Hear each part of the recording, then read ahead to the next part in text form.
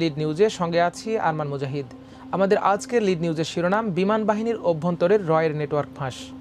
নিউজটি লিখেছেন সৈয়দ আবদাল আহমদ। চলুন দর্শক বিস্তারিত জেনে নেওয়া যাক।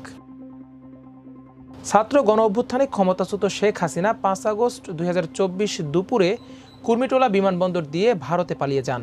তার পালিয়ে যাওয়ার একটি ভিডিও ভাইরাল হয়। সেই ভিডিও দৃশ্যের সঙ্গে সবাই পরিচিত। হাসিনার পালানোর এই একটি মাত্রই ছবি আছে। কে তুলেছেন এই ছবি এবং কে ধারণ করেছেন এই ভিডিও? সঙ্গে সঙ্গে আবার নেট দুনিয়ায় ভিডিওটি ছড়িয়ে দিলই বা কে? এয়ার ইন্টেলিজেন্স এই ঘটনার খোঁজ করা ও ছবি ধারণকারী ব্যক্তিকে ধরতে গিয়ে উদ্ঘাটন করল বাংলাদেশ বিমান বাহিনীর অভ্যন্তরের ভারতীয় গোয়েন্দা সংস্থা রয়ের এক নেটওয়ার্ক। এই নেটওয়ার্কের সঙ্গে সংশ্লিষ্টতায় গ্রেপ্তার বিমান বাহিনীর স্কোয়াড্রন লিডার আবদুল্লাহ ইবনে আলতাফকে ইতোমধ্যে কোর্ট মার্শাল করে 10 বছরের সাজা দেওয়া হয়েছে। তিনি এখন কাশিমপুর কারাগারের হাই সিকিউরিটি সেলে বন্দী রয়েছেন।